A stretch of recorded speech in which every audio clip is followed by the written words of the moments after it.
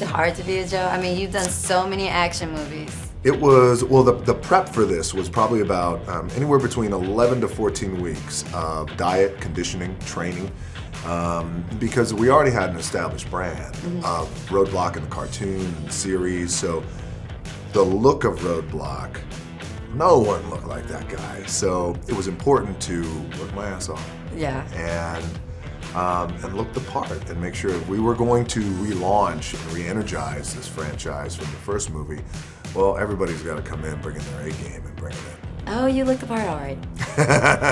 We were all got our ass kicked. We were all in the same boat in a lot of those situations. I think it was actually, it wasn't even the physical stuff as much as, like, you know, being out in the desert for 16 hours and trudging along with the equipment and, you know, being so hot. It was, you know, so humid outside and people were dropping like flies. I mean, there was a lot of the elemental stuff was tough. I mean, the training specifically, we were all training like crazy. Like, we did all the weapons training and the Navy SEAL training together, which was really good. We learned how to work as a unit and move and do all that stuff. But individually, we were all training a lot before too. Adrienne was a weapons expert, so she worked with all the guns and would help us out with that. And then I trained doing parkour and free running for a few months before we got there. So everybody was kicking their own ass before. I heard about your off day. 13 pizzas. Is this true? The cheat day? Yes. I'm going to tell you something right now. Here's the thing. And I'm not an extreme guy, but I do get very disciplined and focused. Now, you take that discipline and focus and you apply it to a cheat day. Now, I'll say that again. It's a cheat day, not a cheat meal.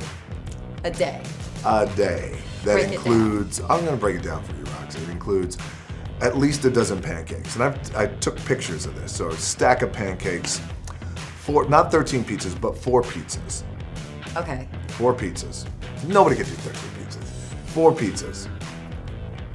2 dozen brownies. 2 dozen brownies. And dominate everything. You like literally turn into Man versus Food. It was one of my favorite shows, by the way. For that day. Food. Yeah. Oh, and Man Wins. Rock versus Food. You went from Never Say Never, Justin Bieber, Yes. to G.I. Joe. Yes. What kind of transition was that for you? I mean, from the Biebs to the Bruce, a whole nother world. It was really fun. But you know what? I love working with people who are master of their craft, whether it's Justin or Dwayne or Bruce, is that they're so good at what they do that my only job is to get it on film, maybe enhance it just a little bit by giving them a little thing and understanding where they're coming from. It's a lot like playing jazz, you know, you gotta just keep up and riff with them. And I love that. I love that about filmmaking. I love that about the collaboration of movie making. If I didn't see the first G.I. Joe, can I pick up and watch this G.I. Joe and follow along and not feel lost?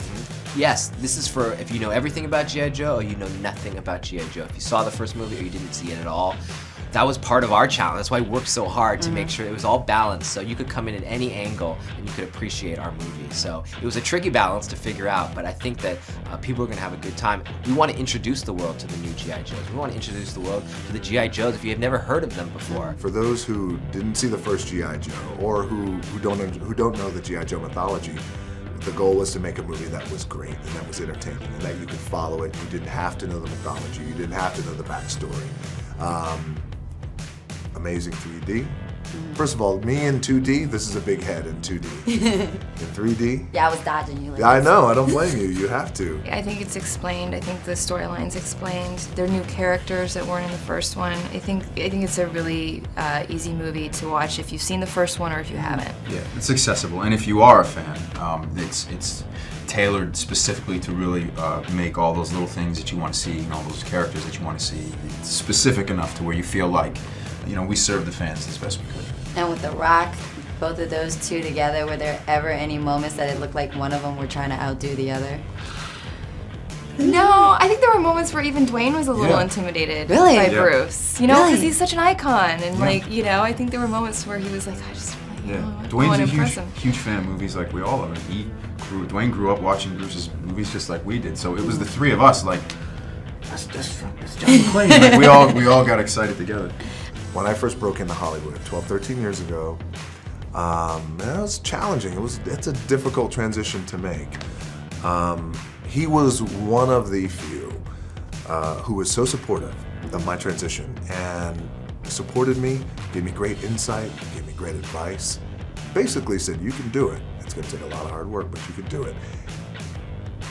And to the man I've become today, and to work with him on this movie, I'm so grateful, and I'm just so grateful of that advice, by the way, because unbeknownst to him, what that advice meant to me, to get that type of support from, at that time, one of the world's biggest movie stars, as he is today, too, as well, just says a lot about his character, and I appreciate that. Who else could represent what an action hero means today and what it means tomorrow? What other actor out there could represent what the action figure should be, what every kid wants to be like and grow to become? He is a movie star in every part of his body. He is the action hero. So the only person to reinvent G.I. Joe from the very beginning, the first step into connecting everything was Dwayne. And luckily, Dwayne loved G.I. Joe, so we got to connect that.